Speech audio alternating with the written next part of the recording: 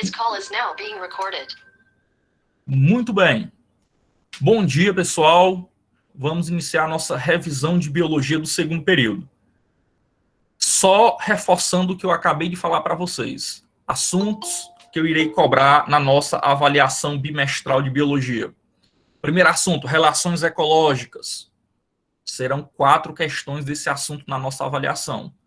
Segundo assunto, sucessão ecológica. Serão 2 questões. E terceiro e último tópico, né? Terceiro e último assunto, os biomas mundiais e os biomas do Brasil, que eu também irei cobrar 4 questões. Aí eu aqui selecionei as atividades que nós já realizamos ao longo desse período e vamos fazer a correção. E, claro, rever alguns pontos que são importantes, que provavelmente eu irei cobrar na prova. Vamos lá, começando o primeiro bloco aqui de questões, é sobre relações ecológicas, que é, sem sombra de dúvidas, um dos assuntos de ecologia mais importante. Pessoal, quem estiver estudando para o Enem, quando for estudar biologia, foque em ecologia. Professor, deve estudar só ecologia? Não, mas é o mais importante. Então, de ecologia, como eu sempre falo, ciclos biogeoquímicos, né, aqueles 4 lá, ciclo do carbono, ciclo do oxigênio, ciclo da água e ciclo do nitrogênio. Foque também em ecologia nas relações ecológicas, nos biomas, principalmente os biomas do Brasil, e sem esquecer, claro, dos problemas ambientais, né, os impactos ambientais causados principalmente pela ação antrópica, a ação do homem. Então, vamos aqui para o bloco de questões sobre relações ecológicas. São 10 questões, vai ser rápido. São questões de tiro curto. E, por favor, participem no chat, ok? Eu vou ficar aqui olhando. Por favor, vão colocando o item que vocês acham o item correto. Primeira questão, a questãozinha da UES. Questão da UES, normalmente são 4 itens, mas eu sempre acrescento um item para ficar com 5, para se aproximar o máximo possível do Enem, já que no Enem nós temos 5 itens. Vamos lá, questão do Enem de 2016. São exemplos de relações ecológicas harmônicas entre indivíduos de espécies diferentes. Aqui, pessoal, eu vou aproveitar essa questão para a gente já iniciar a revisão e rever um conceito extremamente importante sobre relação ecológica, que são as suas classificações. Relação ecológica, elas têm 2 classificações. Uma relação ecológica, ela pode ser harmônica ou desarmônica, primeira classificação. Professor, quando é que uma relação ecológica, ela vai ser harmônica? Uma relação ecológica, ela é harmônica quando ninguém é prejudicado e pelo menos um dos indivíduos envolvido nessa relação é beneficiado. Então, se ninguém for prejudicado e pelo menos um for beneficiado, é uma relação harmônica. A relação desarmônica é quando pelo menos um dos indivíduos é prejudicado. Lembrando que tem toda uma simbologia, por favor, reveja a nossa aula, né? Relação harmônica, normalmente a gente representa pelo sinal de mais. Relação desarmônica, normalmente é o sinalzinho de menos. Isso pode aparecer na prova. Professor, e se aparecer o sinal 0? Aí quer dizer que é uma relação neutra, indiferente. Beleza? Só que nós temos também o outro tipo de classificação das relações ecológicas, que é aquela relação entre indivíduos da mesma espécie e entre indivíduos de espécies diferentes. Pessoal, os seres vivos, nós, né? Nós nos relacionamos com o meio ambiente, certo? Nós nos relacionamos com o meio ambiente, porém, nós também nos relacionamos uns com os outros. Então, quando a relação é entre indivíduos da mesma espécie, a gente chama ela de relação intraespecífica. Então, intra é dentro. Relação ecológica intraespecífica quer dizer que é uma relação entre indivíduos da mesma espécie. Já se a relação for entre indivíduos de espécies diferentes, o que também é possível, a gente chama de relação interespecífica. Inter, se lembre de internacional, é algo fora. Ou seja, entre indivíduos de espécies diferentes. Belezinha? Vamos dar continuidade. Aí aqui ele pergunta, ele quer aqui exemplos de relações ecológicas harmônicas, certo? Harmônica, então se tiver alguma desarmônica, você já elimina, entre indivíduos de espécies diferentes, ou seja, interespecífica. Vamos lá, pessoal. Harmônica e interespecífica. Comensalismo. Comensalismo é uma relação harmônica e interespecífica entre indivíduos de espécies diferentes. Ok, o item A, o primeiro aqui tá certo. Vamos para o próximo. Inquilinismo. Inquilinismo é uma relação harmônica interespecífica. Por enquanto, o item A está certo. Colônia. Colônia é uma relação harmônica, entretanto, não é entre indivíduos de espécies diferentes. Em uma colônia, tu tem indivíduos da mesma espécie. É uma relação intraespecífica. Então, o item A, por causa de colônia, está errado. Se o item A está errado por causa de colônia, o item B também está errado. Agora vamos para o item C. Mutualismo. Mutualismo, indivíduos de espécies diferentes e harmônicos, certo? Competição. Aí aqui tem uma pegadinha. Cuidado, pessoal. Cuidado que isso aí pode aparecer na prova. A competição é o único tipo de relação ecológica que pode ocorrer entre indivíduos da mesma espécie, intraespecífica, e entre indivíduos de espécies diferentes, interespecífica. Ok? Então, só que a competição, não se esqueça que ela é desarmônica. Inclusive, ela tem uma particularidade. A competição, ela é do tipo menos, menos. Em uma competição, eu já falei isso para vocês, todos os indivíduos envolvidos, eles são prejudicados, é desarmônico. Todo mundo perde. Professor, mas um indivíduo que está ali competindo com o outro, alguém vai ganhar. Sim, mas mesmo o indivíduo que ganha, ele vai gastar energia, ele vai gastar tempo, ele pode sofrer ferimentos. Então, por isso que é desarmônico. Ok? Então, não pode ser o item C. Aqui a maioria de vocês marcaram o item D de dado, né? 4 alunos marcaram o item D. Eu quero que vocês participem mais, por gentileza. Item D, vamos lá. Protocooperação, certo? Protocooperação realmente é harmônico, ninguém perde, e pelo menos um dos envolvidos é beneficiado. Na verdade, na protocooperação, os dois são beneficiados. Protocooperação é muito parecido com o mutualismo, é mais, mais. Qual é a diferença entre protocooperação e mutualismo? A diferença, pessoal, é que o mutualismo ele pode ser, o mutualismo ele é obrigatório, a gente chama também de simbiose. Então, mutualismo obrigatório ou simbiose é aquele tipo de relação ecológica que é obrigatório. Os indivíduos eles não conseguem sobreviver de forma separada. Se você separar dois indivíduos que estão vivendo de forma mutualística, eles vão morrer. Já na protocooperação, não, todo mundo é beneficiado, entretanto, você já consegue separar esses indivíduos. Eu coloquei até uma questão na nossa atividade de hoje sobre protocooperação. Muito bem, então, protocooperação é harmônico e é entre indivíduos de espécies diferentes. Mutualismo também é harmônico e entre indivíduos de espécies diferentes. E comensalismo é harmônico e entre indivíduos de espécies diferentes. Beleza?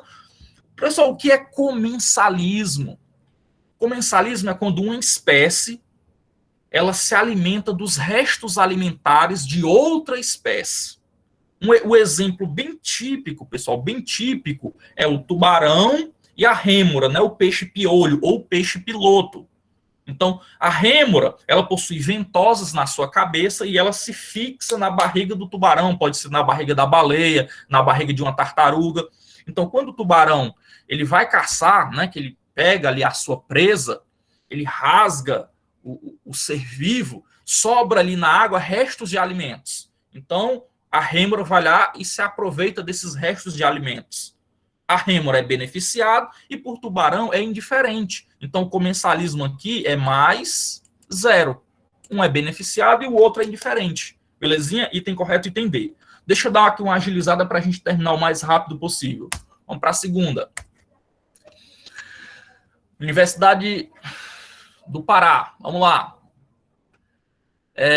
Considerando as relações ecológicas entre os seres vivos de uma comunidade, as formigas de um formigueiro, deixa eu ir marcando, as formigas, os links, um coral, cérebro e uma bromélia crescendo no galho de uma árvore são respectivamente. Essa palavra respectivamente, todo mundo já sabe o que significa, né? Significa que você vai marcar o item de acordo com a ordem que apareceu no enunciado. Então vamos lá, pessoal.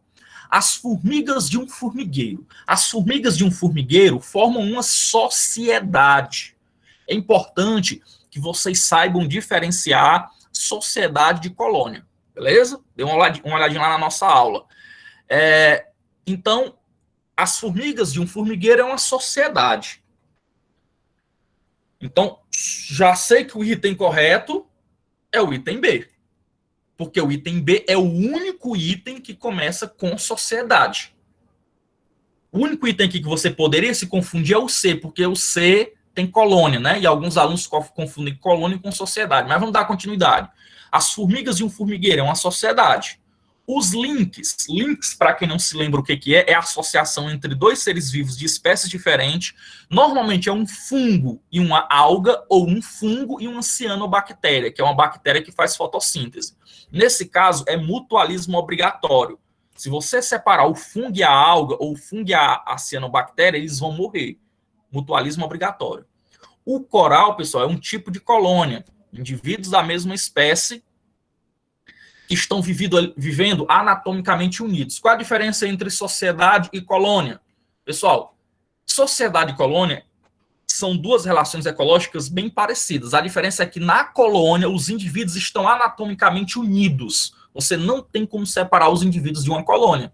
Eles estão ali anatomicamente unidos. Eles não têm liberdade de movimento, o que não ocorre na sociedade. Na sociedade também vai ter indivíduos da mesma espécie, é uma relação harmônica. Entretanto, eles não estão anatomicamente unidos. Uma formiga, ela pode sair do formigueiro e ir para outro local. Então, não existe uma certa dependência de movimento entre os seres, certo? E o inquilinismo é o caso da bromélia, pessoal. A bromélia é uma planta, né, que ela vive, ela cresce sobre outras plantas, nos galhos de outras árvores.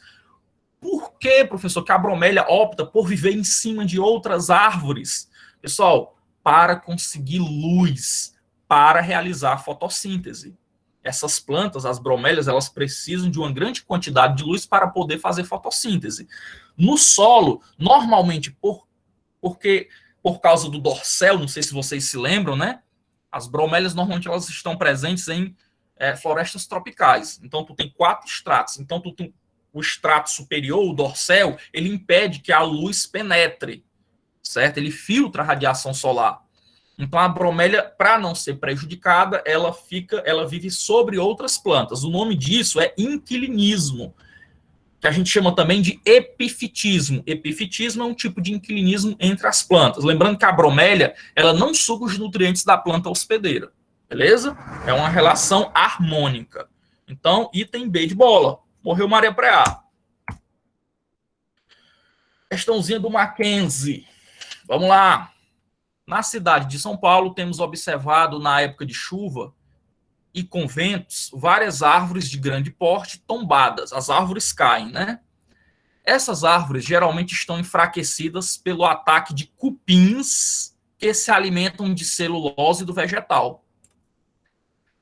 A digestão da celulose no aparelho digestório do cupim só é possível porque eles possuem protozoários produtores de celulase, que são enzimas que digerem a celulose. Os relacionamentos entre árvore e cupim, deixa eu circular, árvore e cupim, e entre o cupim e o protozoários são considerados respectivamente. Por favor, me ajudem aí no chat, ok? Vamos colocando a resposta, todo mundo colocando a resposta no chat. Pessoal, vamos lá. É uma coisa que eu sempre me perguntei, aqui não é muito comum, né? Dificilmente aqui, quando chove, você vê uma árvore tombar. Dificilmente, acontece, mas é raro. Em São Paulo, pessoal, é muito comum essas árvores, após uma grande chuva, né, com ventanias, elas tombarem. Eu sempre me perguntei o porquê que isso ocorre. Isso ocorre, pessoal, principalmente por causa da ação de cupins. Então, o cupim, ele destrói ali a base, né, da árvore, e com as chuvas e os ventos, elas acabam tombando. Então, vamos lá, relação entre árvore e cupim, pessoal. No caso aí, o cupim, ele é um parasita. certo? O cupim é um parasita da árvore. Ele causa doença na árvore, parasita. E o cupim protozoário? Lembrando que o cupim protozoário é o seguinte, o protozoário está no intestino do cupim. O protozoário, ele digere a celulose para o cupim.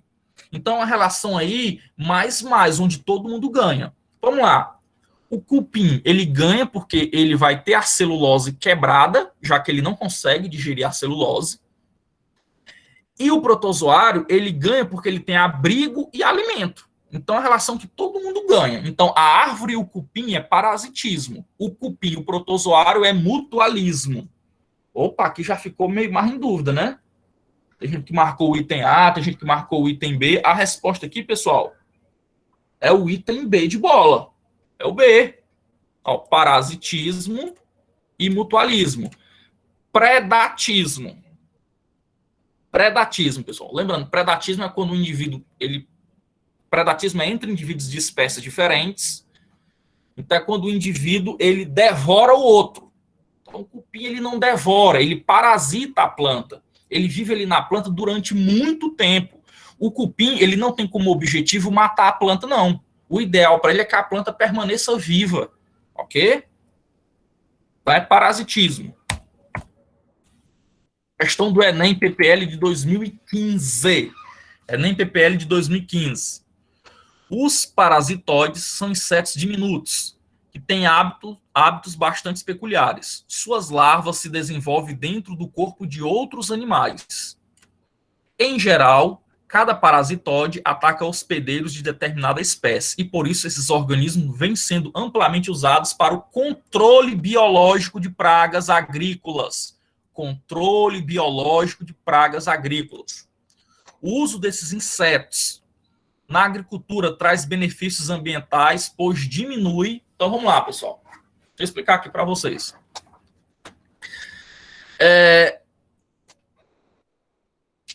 Com calma.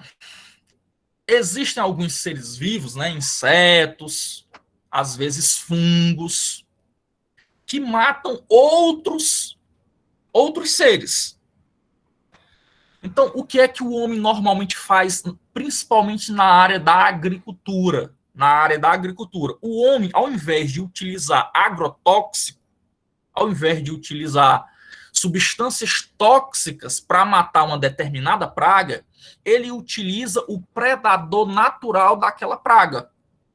Então, digamos que você tem na sua fazenda uma praga de insetos e você quer controlar aquela praga de insetos. Ao invés de usar agrotóxico, que é um veneno, faz mal para o meio ambiente, faz mal para as pessoas, você utiliza um predador natural para aquele inseto. Por exemplo, pode ser um fungo. Existem fungos que matam insetos. Então, como é biológico, é um controle biológico, não faz mal para o meio ambiente. Beleza? Então, aqui, ó, o uso desses insetos na agricultura traz benefícios ambientais, pois diminui a aplicação de inseticidas tóxicos. Item C de casa. C de casa. Belezinha? C de casa. Lembrando que existem vários seres que você pode usar no controle biológico, né? Tem insetos que você pode usar no controle biológico para matar outras pragas. Tem fungos que você pode usar para matar outras pragas. Beleza? Pássaros, enfim. Abelhinha. Abelhinha maravilhosa. Vamos lá. Questãozinho do IFCE, aqui do nosso querido Ceará. Observe a charge e assinale o item. Observe a charge e assinale o item que complementa adequadamente a proposição que segue. Vamos lá. Eu sou a abelha, sabe quando o trabalho é duro. A matéria-prima é de boa. O gerenciamento é eficiente. O lucro é doce. A relação ecológica observada entre abelhas e flores é classificada como a relação ecológica entre abelhas e flores. Pessoal, muito fácil. Isso aqui é muito cobrado, é muito recorrente. Por quê, professor? Porque as abelhas, os insetos, de uma forma geral, eles são importantíssimos no processo de polinização. A gente já estudou lá no segundo ano. Lembra que eu falei para vocês no segundo ano? Existem 4 grupos de plantas: briófita, pteridófita, gimnosperma e angiosperma. Vamos pegar os 2 últimos grupos, né, que são chamados plantas superiores. As gimnospermas, a polinização ela é feita principalmente pelo vento. As angiospermas, que são as plantas mais dispersas no ambiente terrestre, são aquelas que se adaptaram melhor ao ambiente terrestre. As angiospermas, elas têm a polinização feita principalmente por animais. E dentre os animais destacam-se os insetos, como as abelhas. Ok? Pessoal, para vocês terem uma ideia, se as abelhas do nosso planeta desaparecessem, e algumas espécies estão desaparecendo, se as abelhas desaparecerem, muitas espécies de plantas irão também desaparecer, irão ser extintas. Porque em algumas espécies, só a abelha que faz a polinização. Beleza? Então, relação entre abelha e flores, ou seja, plantas angiospermas. São as únicas plantas que têm flores. Pessoal, é uma relação harmônica, todo mundo é beneficiado, e entre espécies diferentes. O que é que acontece? A abelhinha ela é beneficiada porque ela consegue néctar, ela consegue o seu alimento. A flor, ela também é beneficiada, a planta também é beneficiada, porque vai ocorrer o processo de polinização. Quando uma abelha vai até uma flor pegar o néctar, ela se suja de pólen. Quando ela vai para outra flor, ela carrega esse pólen. Então, ela faz a polinização cruzada entre as plantas. Então, um tipo de relação mutualística, mutualismo, item C de casa. C de casa. Muito bem, aqui eu tenho 3 imagens, ele quer saber o que representa cada uma dessas 3 imagens. Assinale os tipos de relações entre os seres vivos que estão observados nas figuras anteriores, respectivamente. Vamos lá, pessoal. Isso aqui é uma caravela portuguesa. Caravela portuguesa é uma colônia. Ok? Colônia.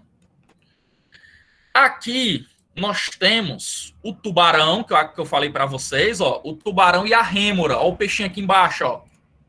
A rêmora ela possui ventosas na cabeça, ela se fixa no dorso do tubarão, na barriga do tubarão. O tubarão se alimenta, os restos alimentares ficam na água, flutuando na água, a rêmora vai lá e se aproveita e se alimenta desses restos alimentares. Esse tipo de relação ecológica é o comensalismo. Comensalismo, então tem aqui colônia, comensalismo, e a última, aqui tem um boi. Eu não sei se vocês estão conseguindo visualizar, em cima do boi tem algumas aves, né, pássaros. As aves aí, pessoal, provavelmente elas estão se alimentando dos carrapatos que estão presentes no boi. Então, a relação de protocooperação. Professor, por que é protocooperação e não mutualismo? Porque aqui os 2 indivíduos eles conseguem viver separadamente. Ok? Ó, o boi está sendo beneficiado porque ele está tendo o seu corpo limpo, né? Os parasitas estão sendo retirados. O pássaro também está sendo beneficiado porque ele está conseguindo alimento. Entretanto, essas 2 espécies elas conseguem viver separadamente. Então, é protocooperação. Então, colônia, comensalismo e protocooperação. Item C de casa. Foi. Vamos para a próxima. Estamos quase terminando esse bloco. A erva de passarinho e algumas bromélias são plantas que fazem fotossíntese e vivem sobre outras, ou seja, são plantas epífitas. Planta que vive sobre outras plantas e fazem fotossíntese, né? São plantas epífitas, desde que ela não retire os nutrientes da planta hospedeira. Só é epífita se não retirar os nutrientes da planta hospedeira. No entanto, olha aqui o que eu acabei de falar, a erva de passarinho retira água e sais minerais da planta hospedeira. Então, pessoal, a erva de passarinho e a bromélia, ela vivem sobre outras plantas e fazem fotossíntese. Entretanto, como a erva de passarinho, ela retira nutrientes da planta hospedeira, ela não pode ser considerada uma planta epífita. Ela é uma planta parasita, ok? Já as bromélias apenas se apoiam sobre elas. As bromélias, sim, são epífitas, porque as bromélias, elas só querem o local, né, para poder viver, para conseguir absorver a luz do sol. Ela não retira os nutrientes da planta hospedeira, beleza? As relações de Eva de passarinho e das bromélias com as plantas hospedeiras são respectivamente, vamos lá, a erva de passarinho, pessoal, vai ser o quê? Vai ser parasitismo. Ela está tirando os nutrientes da planta hospedeira. E a bromélia, já falei para vocês, é um tipo de epifitismo, que é o item A. Se eu não estiver enganado, é o item A. Vocês marcaram o item A também, a maioria, né? São sempre os mesmos alunos que estão participando. Deixa eu ver quantos alunos estão presentes na nossa aula. Meu Deus do céu, tem quase 50 alunos e a maioria nem coragem de digitar uma letra tem, né? Pessoal, vamos lá participar. Anotar o nome aqui de quem está participando, que é para me dar ponto na prova. Vamos lá. Próxima questão. A Rafflesia é uma planta asiática que não possui clorofila e apresenta a maior flor conhecida, chegando a 1,5 metro de diâmetro. Já imaginou, pessoal, uma planta com uma flor de 1,5 metro de diâmetro? O caule e a raiz, no entanto, não, são muito pequenos e ficam ocultos no interior de outra planta, em que a Rafflesia se instala, absorvendo a água e os nutrientes de que necessita. Então, essa planta aqui, né, essa planta asiática, a Rafflesia, ela retira os nutrientes e a água da planta hospedeira. É uma malandra, é uma parasita. Quando suas flores se abrem, exalam um forte odor de carne em decomposição, um cheiro podre, que atrai muitas moscas em busca de alimento. As moscas, ao detectarem o engano, saem da flor, mas logo pousam em outra, transportando e depositando no estigma desta os órgãos, os grãos de pólen trazidos da primeira flor. É o que eu acabei de falar para vocês sobre a questão da polinização dos insetos, né? O inseto ele vai em uma flor, ele se mela ali de grão de pólen, quando ele sai e vai para outra flor, ele acaba levando o grão de pólen e fazendo a polinização.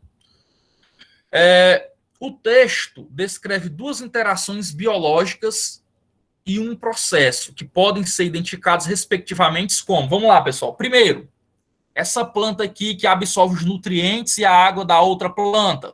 É uma planta parasita. Beleza. Segundo, a mosca. A mosca que vai de uma flor para outra, né? A mosca que vai de uma flor para outra, como é que eu chamo ela? Eu chamo isso aí de comensalismo, né? Comensalismo, ela vai em busca do alimento. E, por fim, a polinização. Polinização, o processo aqui é de polinização. Então, item E. Beleza? Essa aqui é tranquila também, muito recorrente. Considere a frase: o fungo Penicillium notatum produz penicilina, que impede a multiplicação de certas bactérias. Ela exemplifica um caso de... Pessoal, vamos lá. Eu acho que eu não falei sobre esse tipo de relação ecológica hoje. Na aula eu falei, mas hoje eu não falei. Existem alguns seres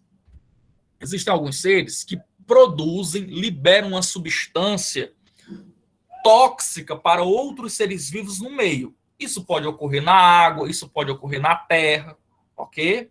Então, o fungo Penicillium notatum, que produziu o nosso primeiro antibiótico lá em 1929, por Alexandre Fleming.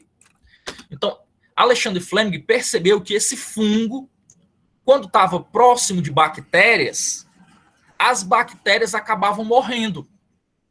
Então, ele percebeu que o fungo liberava uma substância que matava a bactéria, que é o famoso antibiótico. Ok? O nome desse tipo de relação, quando tu tem um ser vivo que libera uma substância no meio e essa substância mata, prejudica os seres que estão no entorno, a gente chama isso de antibiose. Antibiose. Professor, mas não tem esse item. É porque a antibiose ela recebe outro nome. Antibiose também pode ser chamado de amensalismo. Amensalismo é quando tu tem um ser vivo que libera uma substância no meio que mata os indivíduos que estão ao redor. Outro tipo bem comum de amensalismo, de antibiose, é a maré vermelha. Aqui no nosso Nordeste, nosso Ceará, nós temos um tipo de antibiose que antigamente a gente não tinha, que é a planta Neem, né? A planta Neem, que veio lá da Índia, o Neem veio da Índia, e o Neem, pessoal, se você prestar atenção, embaixo de um pé de Neem, dificilmente tu vê alguma planta. Dificilmente tu vai ver alguma herbácea. Não tem. Não tem, de jeito nenhum. Por quê? Porque o Neem ele libera uma substância que impede o crescimento de outras plantas ao seu redor. Para quê, professor? Para impedir a competição por água e nutrientes. E é uma planta invasiva, né? Ela é danada. Deixa eu ver que questão é essa aí. Acho que é a última do bloco. Última questão do bloco. Assinale a alternativa correta a respeito da relação de parasitismo. Tem uma charge aqui, né? Você está com parasitas. Eles competem com você. Aí o médico fala, diga 33. Ele fala 33. Aí o parasita, 34. É uma forma engraçada de dizer que o parasita está competindo com ele, né? Assinale a alternativa correta a respeito da relação de parasitismo. Pessoal, os parasitas sempre levam o hospedeiro à morte? Não. Muito pelo contrário, pessoal. No parasitismo, normalmente, o parasita ele tem a preocupação de não matar o hospedeiro, porque a morte do hospedeiro significa também a sua morte. Agora, claro que tem exceções, né? Existe um tipo de parasitismo chamado parasitoidismo. No parasitoidismo, quando o parasita vai morrer, né? Lá no finalzinho da sua vida, do seu ciclo de vida, ele acaba matando o hospedeiro, mas é raro. B, os hospedeiros nunca apresentam as formas assexuadas dos parasitas, errado também, isso aqui pode ocorrer. C, não existem parasitas no reino vegetal. Tem, pelo amor de Deus, as plantas também, elas são acometidas de doenças. Vai ter vírus que vão atacar plantas, tu vai ter bactérias que vão atacar plantas, fungos que atacam plantas. Então tem sim parasitas no reino dos vegetais. Os parasitas sempre vivem no interior do corpo dos hospedeiros? Não. Não necessariamente. Lembra que eu falei para vocês, tem dois tipos de parasitismo, né? Tem o ectoparasitismo e o endoparasitismo. Endoparasitismo é quando o parasita está dentro do hospedeiro. É o caso, por exemplo, da lombriga. E tem o ectoparasitismo, é quando o hospedeiro está do lado de fora. Perdão, o parasita está do lado de fora do hospedeiro. É o que ocorre com o piolho, com o carrapato, com a pulga. Então aqui o item certo é o item E. Ó, parasitismo. Essa relação sempre traz prejuízo ao hospedeiro, certo? O hospedeiro sempre é prejudicado. É uma relação do tipo mais, menos. O parasita vai ser beneficiado, né? Ele vai sugar os nutrientes. Em contrapartida, o hospedeiro vai ser prejudicado. Então, item E. Agora vamos para a sucessão ecológica. Agora, a sucessão ecológica eu vou ser mais rápido. Vamos lá. Sucessão ecológica, pessoal. O que é que eu quero que você saiba de sucessão ecológica? O que é uma sucessão ecológica? A classificação, né? Os tipos de sucessão ecológica, ok? As etapas de uma sucessão ecológica. Aqui eu coloquei as etapas, ó. É sese, série ou seral e clímax. Então eu quero que você saiba o que ocorre em cada uma delas. Pessoal, o que é uma sucessão ecológica? Sucessão ecológica nada mais é do que uma alteração. É uma substituição gradativa do ambiente. Ok? Então o ambiente ele vai passando por alterações, ele vai se adaptando. Para quê? Para receber outros seres vivos. Não se esqueça do que eu sempre falo. Pessoal, o clima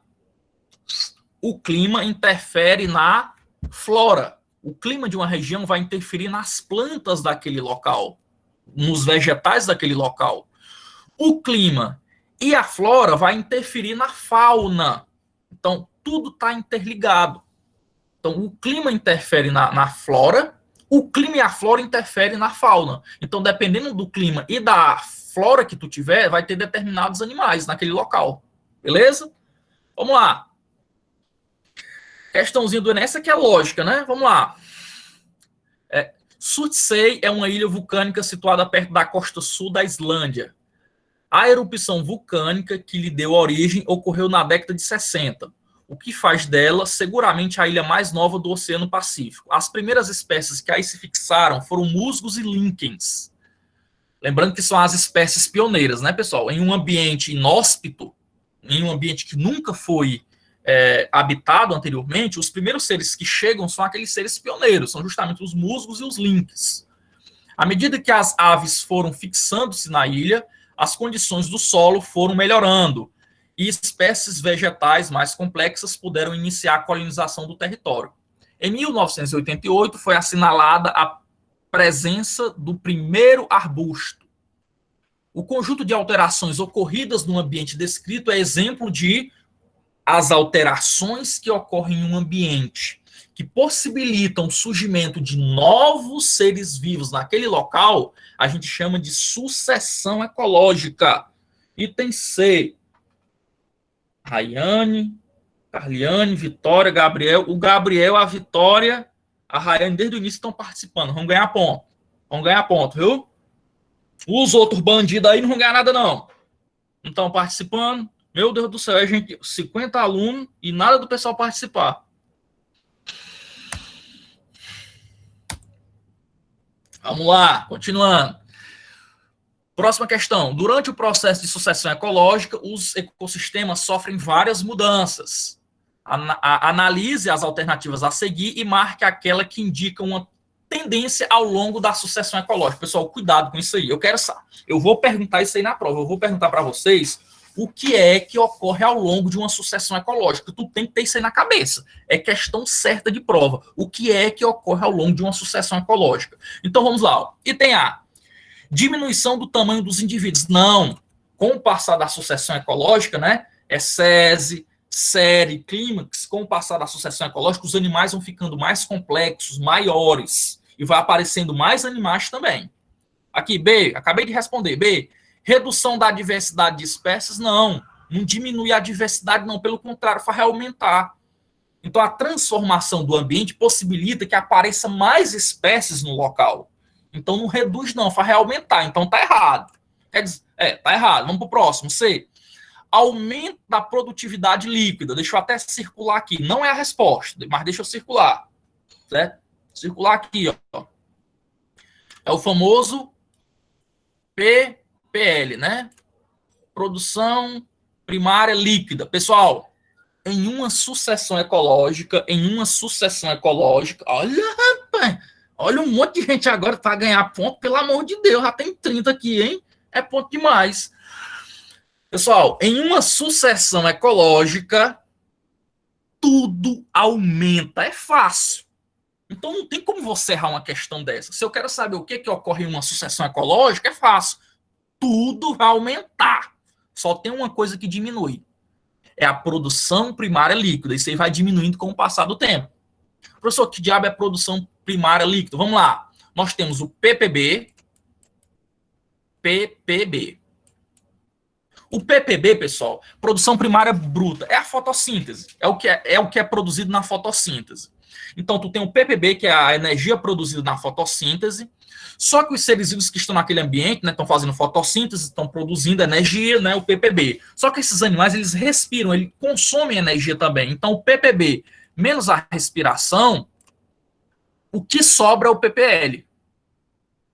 Ok? Então, o PPL é a energia que sobra do PPB. O PPL é o PPB menos a respiração. É a energia que tu produz menos o que tu consome. O que sobra é o PPL. Por que o PPL vai diminuindo com o passar do tempo? Porque o tamanho dos seres vivos, a quantidade de seres vivos vai aumentando. Então, eles vão consumindo mais energia na respiração. Se eles vão consumindo mais energia na respiração, é evidente que o que sobra vai ser menos. Ok? Então, o C está errado. Olha, estão até fazendo comentário agora, eu não acredito, não. Vamos lá, o item D, aumento da complexidade das cadeias alimentares. Sim, vai aumentar a complexidade das cadeias alimentares, vai aumentar os nichos ecológicos, aumenta a competição, aumenta tudo, só não aumenta o PPL. Então, o item correto aqui é o item D. A única coisa que vai aumentar é a complexidade das cadeias alimentares. Aumenta a biomassa. Sucessão, vamos lá. Sucessão ecológica é o nome dado a uma série de mudanças que ocorrem nas comunidades de um determinado ecossistema. Sobre a sucessão primária, Marque a alternativa correta. Lembrando que tem sucessão primária e sucessão secundária. Tem que saber a diferença. Sucessão primária é aquele local que nunca foi habitado anteriormente. Sucessão secundária é aquele local que já foi habitado, mas que passou por alguma transformação, né, que foi destruído principalmente por causa da ação do homem. Vamos lá. Sucessão primária. Temos aqui, ó, a sucessão primária ocorre em uma área que já foi ocupada por uma comunidade anteriormente. Não. Essa definição aqui é de sucessão secundária. B, a sucessão primária pode acontecer em áreas desmatadas, por exemplo. Não, áreas desmatadas é sucessão secundária. A sucessão primária ocorre em ambientes estéreis, onde nunca houve a ocupação por seres vivos. Item C. Ah, se cai isso na prova, hein? C. Só tá dando... Olha aí, rapaz. C. Muito bem. Vamos para outra. Também é fácil, vou ler bem rápido. As condições adversas de clima e as condições desfavoráveis do solo muitas vezes são situações que limitam fortemente o desenvolvimento dos seres vivos. Então, tem um local que não é adequado, né? É um local ali inóspito, desfavorável para a vida, evidentemente que os seres vivos não vão procurar aquele local. Contudo, mesmo ambientes como estes podem eventualmente ser colonizados por algumas espécies, que nesse caso recebe o nome de, pessoal, em um ambiente estéril, como uma ilha vulcânica, uma duna, né? Locais que nunca foram habitados anteriormente, justamente por não ter as condições necessárias para isso. Esses seres que ocupam esses locais são chamados de seres, exatamente, pioneiro, dedidado. Quem são os seres pioneiros? Coloca aí, bem ligeirinho. Me dê um exemplo de ser pioneiro. Digita, menino, digita. Lynx, obrigado, Yasmin. Lynx, né? Os musgos, enfim. Próxima. A comunidade clímax constitui a etapa final de uma sucessão ecológica. Considere-se que a comunidade chegou ao clímax quando? Pessoal, vamos lá. A natureza, ela é perfeita. A natureza, ela busca uma coisinha chamada homeostase. Professor, que marmotagem é essa? Homeostase é equilíbrio. Então, em uma comunidade clímax, pessoal, tu vai estar em equilíbrio total. Beleza? Não se esqueça disso, não. Aí, o que acontece?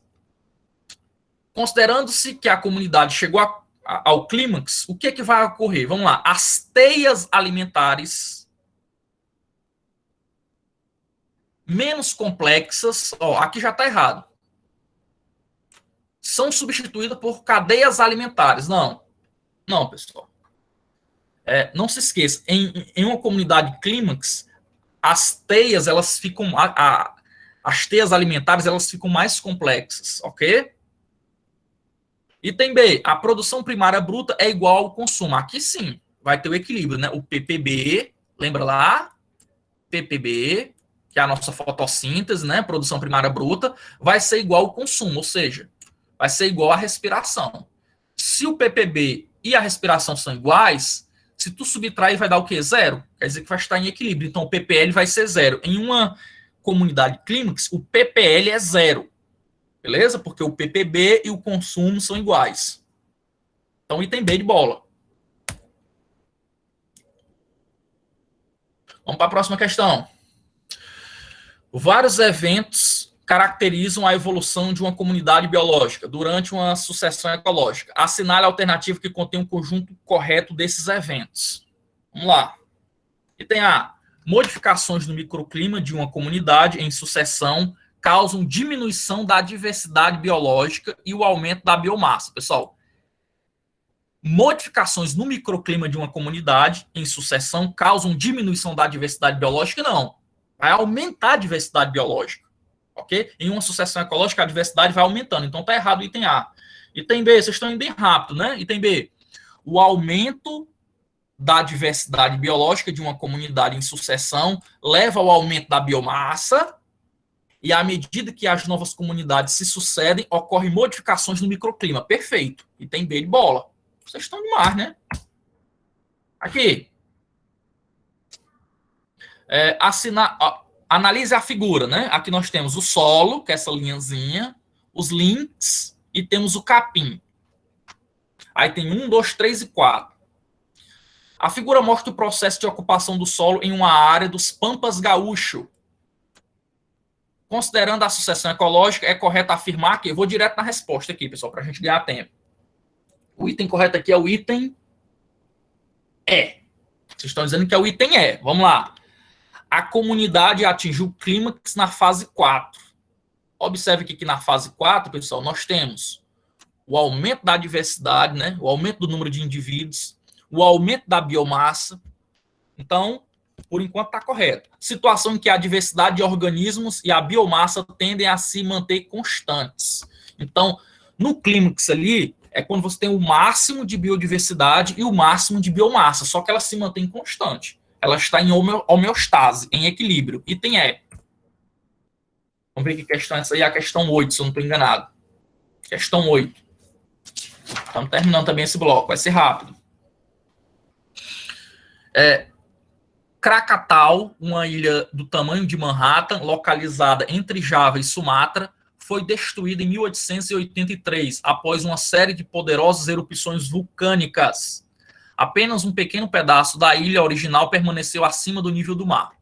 Essa pequena ilha, chamada de Hakata, não possuía qualquer vida. Era uma ilha estéril. Opa! Ilha estéril. Mas a vida logo começou a surgir novamente. Quando o biólogo Wilson diz que a vida logo começou a surgir novamente, ele estava se referindo a que fenômeno biológico? É claro que é sucessão. Aí resta saber se é secundária ou primária. Pessoal, ele diz aqui, a ilha era estéril. Então, sucessão primária. Muita gente marcou sucessão secundária.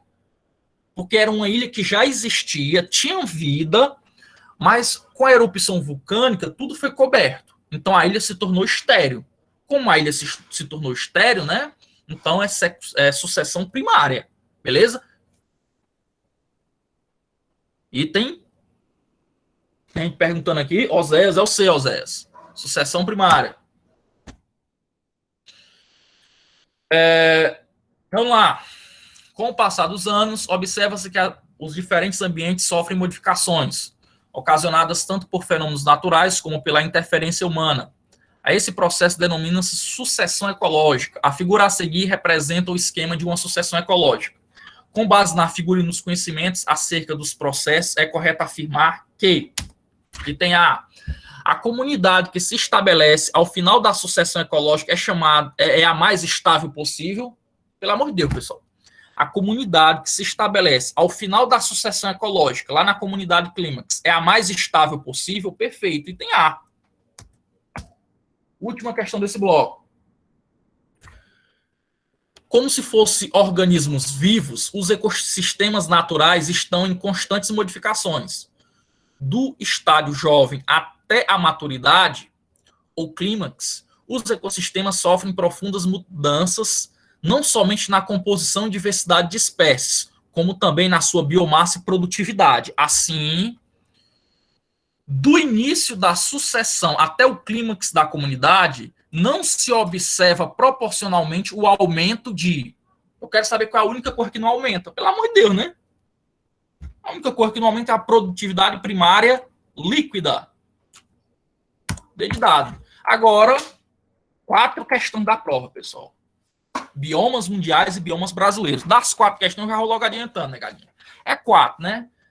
Provavelmente vai ter uma questão sobre bioma mundial e 3 questões sobre biomas brasileiros. É o principal bioma brasileiro. Eu só vou colocar uma questão de biomas mundiais porque foi um assunto que eu trabalhei. Então, tenho que cobrar. Mas a maioria das questões vai ser sobre os biomas brasileiros. Estudem lá. São quantos biomas brasileiros? Hein, pessoal? São quantos? Me ajude aí. Coloque só um número, negadinho. É 10, é 20, é 30. Quantos biomas? A Ariadne está dizendo que é 7. Vamos ver se eu me lembro aqui. Peraí, vamos lá. Vamos lá. Lá de cima para baixo do Brasil. Deixa eu ver se eu me lembro de cabeça. Floresta Amazônica, primeiro bioma. Caatinga, segundo bioma. Aí descendo. Mata Atlântica, terceiro. No meio ali, Cerrado.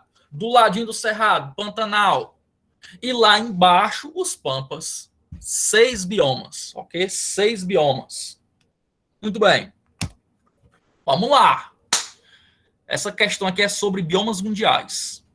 Em matéria exibida no dia 27 de maio de 2005, com o título Sibéria, o Inferno Gelado, o Globo Repórter mostrou a vida dos nômades, criadores de renas, que moram e viajam em casas sobre rodas, cobertas de peles. Esse gênero de vida é também uma forma de preservar o frágil ecossistema, cuja vegetação de linques e musgos crescem apenas no curto verão ártico. Ártico. Trata-se, portanto, do domínio, pessoal. Qual é o bioma lá do Ártico, onde você só encontra linques e musgos? É um ambiente completamente gelado. Pelo amor de Deus, tá, tem gente aqui que tá errando. É a tundra, né, pessoal? Tundra. Tundra. Item D de dado. Alguns aí colocaram o item E. Estepe, para quem não se lembra, pessoal, estepe é um tipo de campo. É um tipo de campo, beleza? Cuidado para não confundir. Os principais biomas mundiais. Vamos lá, de cabeça aqui também, começando na parte superior para a inferior do planeta Terra. Lá em cima, no Ártico, nós temos a tundra. Abaixo da tundra, a taiga. Aí nós temos também, abaixo da taiga, floresta temperada, lá nos Estados Unidos. Abaixo da floresta temperada, nós temos as florestas equatoriais, floresta tropical, as savanas, que são os campos, né? Os desertos e campos. Então, aqui o item A, né? Item A de amor. Item A. Aqui ele deu uma confusão, né? Porque normalmente, pessoal, ó, savana é um tipo de campo. Savana é um tipo de campo, é colocado aqui. Floresta equatorial normalmente é colocado junto com floresta tropical.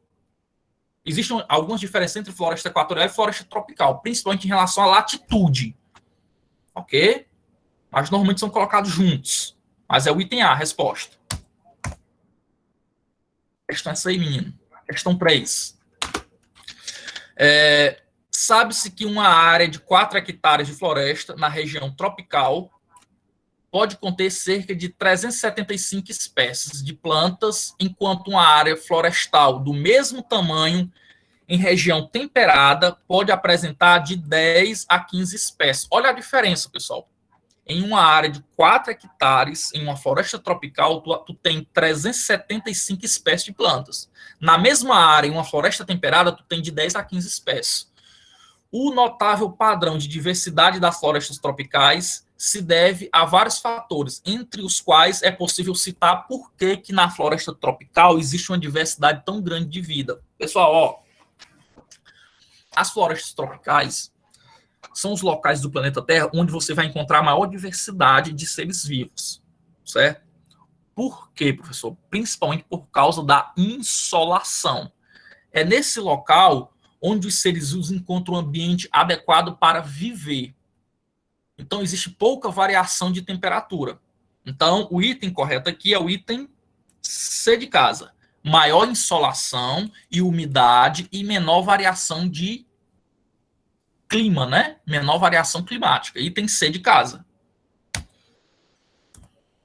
Questão do Enem. Eu sempre coloco questão do Enem na prova. Sempre, sempre, sempre, sempre, sempre. São 10 questões. Vai ter umas 4 do Enem, viu? Já vou logo dizendo. Vamos lá.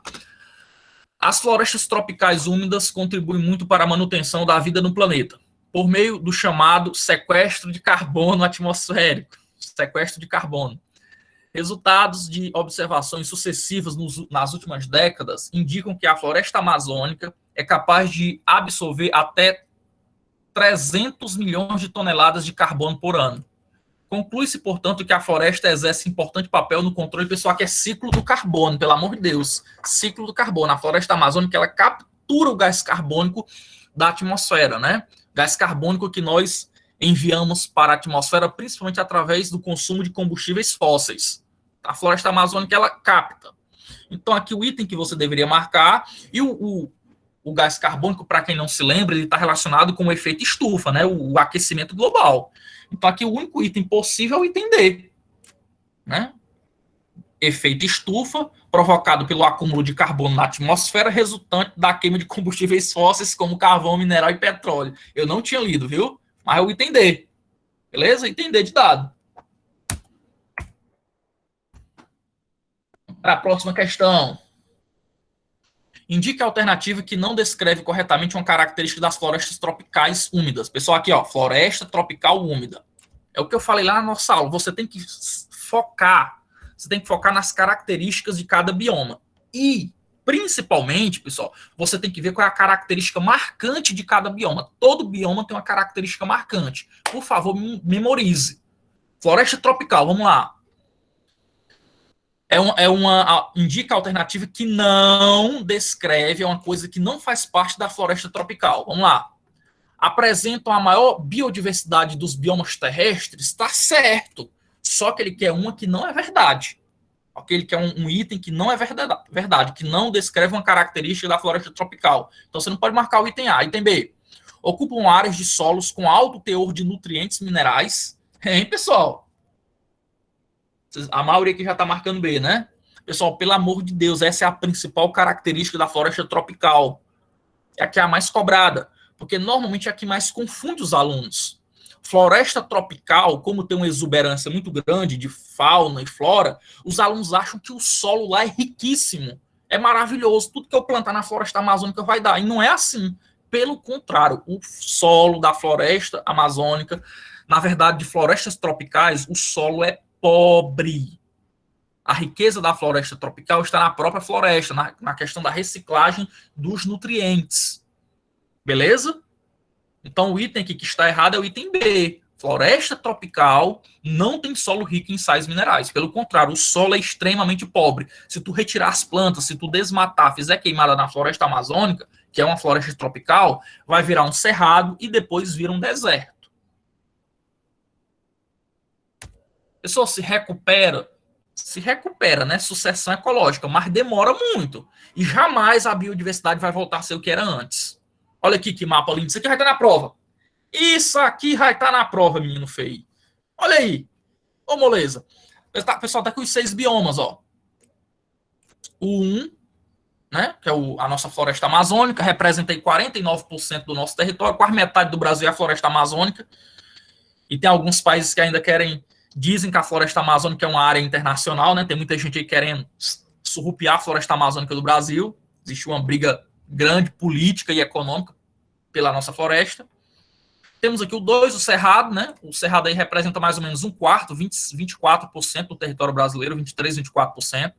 Só o Cerrado e a floresta amazônica, pessoal, já é 75% do território brasileiro. Só o Cerrado e a floresta amazônica, beleza? Aí nós temos aqui onde nós vivemos, né? Na Caatinga. Lembrando que a Caatinga ela está presente na região Nordeste, mas também lá na região norte do Sudeste, certo? Ali no norte de Minas Gerais também é Caatinga. Temos aqui na costa litorânea brasileira a Mata Atlântica, né? Temos aqui no extremo sul os Pampas, e aqui na fronteira com o Paraguai e Uruguai nós temos o Pantanal. Muito bem. Aí os 6 biomas do Brasil. Aí ele pergunta aqui, ó. Vamos lá. O bioma 1, que a gente viu que é a floresta amazônica, né? Caracteriza-se por apresentar uma floresta com vários estratos ou andares. Pessoal, floresta amazônica é uma floresta tropical. Tem 4 estratos, estão lembrados? Lembrando que o 4º estrato é o dorsal, formados pelas copas das árvores. O item A está certo. A resposta aqui é o item A, se eu não estou enganado. Item A. Questão do Enem, olha aí. Enem PPL. Eu vou botar a questão do Enem na prova para vocês. A Caatinga é o único bioma exclusivamente brasileiro. Voltando. Pessoal, todos os outros biomas, se você olhar aqui no mapa, todos os outros biomas, eles invadem os outros países da América do Sul. Ó, a floresta amazônica está presente em vários países da América do Sul. O Pantanal também, o Cerrado, a Mata Atlântica, os Pampas. Os Pampas está concentrado ali no Uruguai e na Argentina. O único bioma que é só brasileiro é a nossa querida Caatinga. Beleza?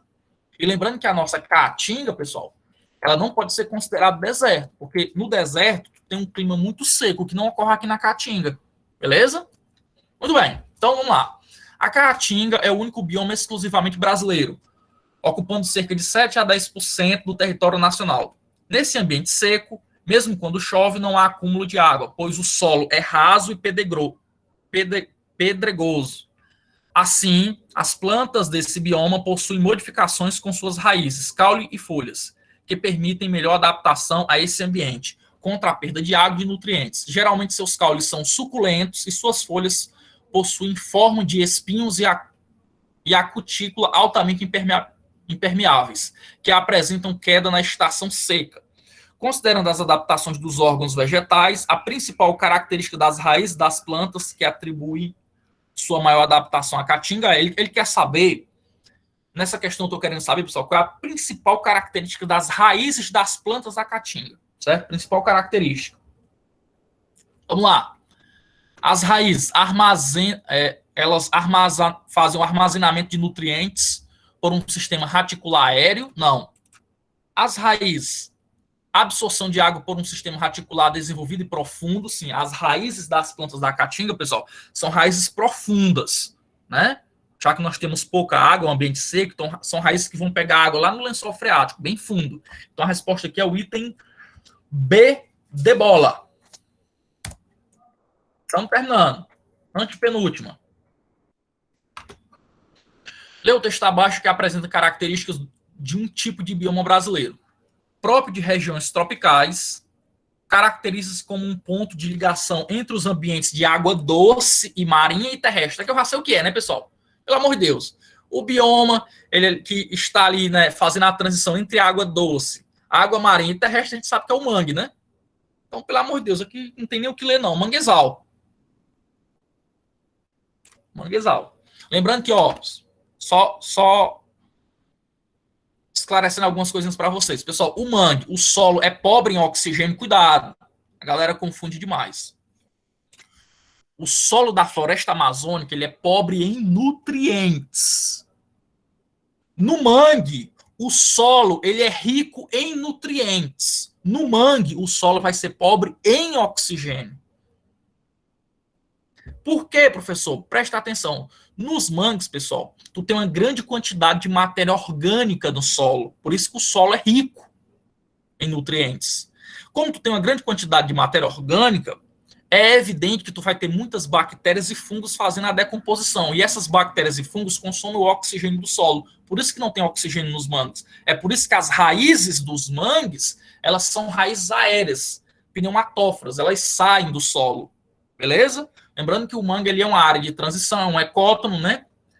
E o mangue ele é importantíssimo para a vida marinha, pessoal. Estima-se que 1/4 dos animais que vivem no mar dependem dos mangues, principalmente para fazer a reprodução.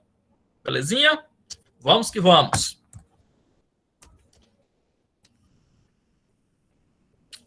Penúltima questão. O texto abaixo refere-se a qual formação vegetal? Quero saber qual é o bioma. Vai ter questões parecidas com essa na prova. Vou colocar as características, eu quero que você me diga quais são os biomas que apresentam aquelas características. De origem bastante discutida, essa formação é característica das áreas onde o clima apresenta duas estações bem marcantes. Uma seca e outra chuvosa. Como no Planalto Central. Meu Deus do céu, Planalto Central. Ela apresenta dois estratos nítidos, uma arbórea, arbustivo, onde as espécies tortuosas têm os caules geralmente revestidos de casca espessa, ó. Espécies tortuosas, com caules geralmente revestidos de casca espessa, casca grossa. E outro herbáceo, geralmente dispostos em tufos. Pessoal, é claro que isso aqui é o cerrado, né? Ó. Plantas tortuosas, tortas. Os caules apresentam cascas espessas. Por quê, professor? Que as plantas são tortas e tem casca espessa por causa das queimadas naturais. É um bioma que está adaptado ao fogo, às queimadas. Então, por isso que eles nascem tortos, porque tem queimadas constantemente, e por isso que a casca é espessa. Belezinha? Região ali que está presente no Planalto Central, né? Bioma que está presente no Planalto Central. Então não tem erro aqui. Lembrando que o cerrado é um tipo de campo sujo, né? tem dois tipos de campo. Nós temos os estipes ou campos sujos e temos os campos limpos. Estipes ou campos sujos é o cerrado. Os campos limpos, aí nós temos os pampas, né? Pampas.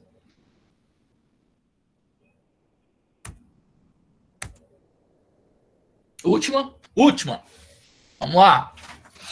Sobre as formações fitogeográficas ou biomas existentes no Brasil, assinale as proporções corretas. Vamos lá. Item A.